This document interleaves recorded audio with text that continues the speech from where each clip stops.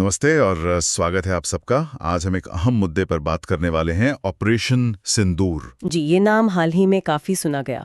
पहलगाम में जो आतंकी हमला हुआ था जिसमें 26 पर्यटकों की जान गई, उसके बाद ये भारत की जवाबी कार्रवाई थी पाकिस्तान में। बिल्कुल, और ये सिर्फ एक सैन्य एक्शन नहीं था।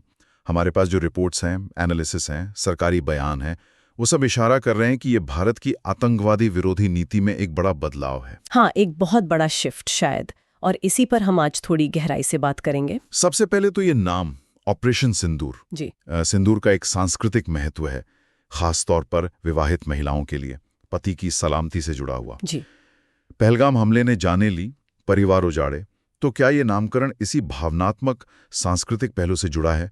सोर्सेस क्या कहते हैं इस बारे में? बिल्कुल, एनालिसिस तो यही बताते हैं।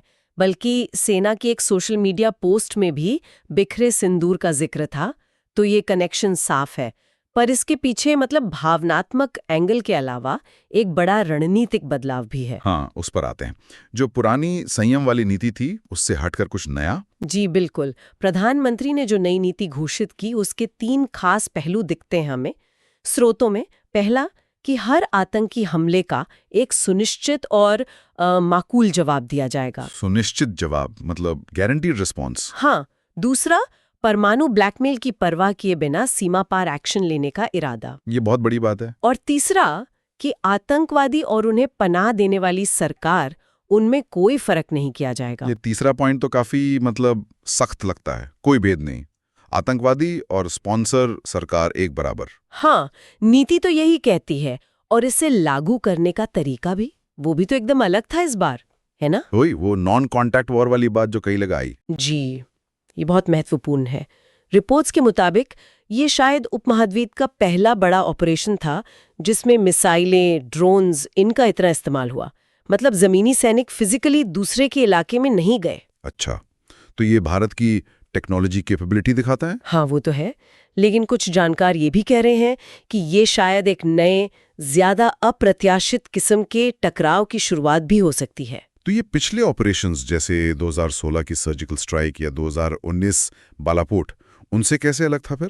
वो दायरे में थोड़े सीमित थे, जैसे आपने कहा, पर ऑपरेशन सिंदूर, जैसा एनालिसिस बताते हैं, इसका लक्ष्य बड़ा था। बड़ा मतलब पाकिस्तान के काफी अंदरूनी इलाकों में जो आतंकी हेडक्वार्टर्स हैं, जैसे लश्कर तैयबा या जैश ए मोहम्मद के मुरीद के बहावलपुर वाले ठिकाने, उनको भी निशाना बनाया गया। अच्छा, तो ये 1971 जैसा फुल वॉर भी नहीं था, पर लिमिटेड स्ट्राइक से काफी ज्यादा बड़ा था। हाँ, एक टारगेटेड लेकिन व्यापक जवाबी कार्रवाई कह सकते हैं इसे। लेकिन फिर वो नैरेटिव की लाड़ी वाली बात भी आई।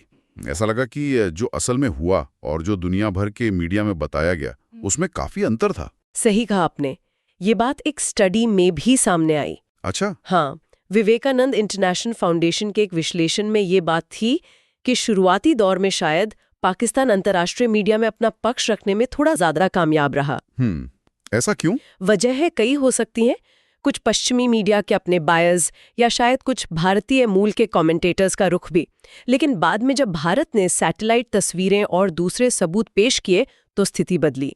तो मतलब सिर्फ लड़ाई मैदान पर नहीं, इंफॉर्मेशन स्पेस में भी थी। बिल्कुल, आज के जमाने में ये बहुत अहम हो गया है। सैन्य कार्रवाई के साथ साथ सूचना युद्ध जीतना भी जरूरी है। तो कुल मिलाकर ऑपरेशन सिंदूर सिर्फ एक बदला नहीं था, ये भारत की पूरी सिक्योरिटी सोच में एक बड़ा मोड़ लगता है। इसमें टेक्नोलॉजी है, रणनीतिक दृढ़ता है और वो सांस्कृतिक प्रतीकात्मा भी। निश्चित रूप से। वो जो 3 सिद्धांत हमने डिस्कस किए, सुनिश्चित जवाबी कार्रवाई, न्यूक्लियर ब्लैकमेल से न डरना और आतंकियों स्पॉन्सर्स में भेद न करना, ये भारत के इरादे साफ करते हैं। जो पहले रणनीतिक संयम था, उससे हटकर अब सजा देकर रोकना, यानी डिटेरेंस बाय पनिशमेंट की तरफ एक कदम। हाँ बिल्कुल, लेकिन जैसा कुछ एनालिसिस में चेतावनी भी है, इस बदलाव की अपनी चुनौतियां भी हैं, खासकर जब आपके पड़ोसी परमाणु शक्ति हो। हाँ, तनाव मैनेजमेंट एक बड़ा मुद्दा है, और दुनिया क्या सोचती है, वो परसेप्शन मैनेज करना। और जैसा हमने देखा, इन्फॉर्मेशन वॉरफेयर, जमीन पर क्या हुआ और दुनिया को क्या बताया गया, इसमें अंतर हो सकता है। सही बात है। तो आखिर में ये हमें एक बुनियादी सवाल पर लाता है कि जब कोई देश आतंकवाद को अपनी स्टेट पॉलिसी बना ले, तो उससे निपटने के लिए मिलिट्री एक्शन, डिप्लोमेसी, अंतर्राष्ट्रीय दबाव, इनके बीच सही बैलेंस कैसे बने? ये एक बड़ा सवाल है। और भारत की ये जो नई नीति है, इसके दूरगामी परिणाम क्या होंगे, लॉन्ग टर्म इफेक्ट्स क्या होंगे, ये तो खैर वक्त ही बताएगा। बिल्कुल। इसी विचार के साथ आज की ये चर्चा यहीं समाप्त करते हैं।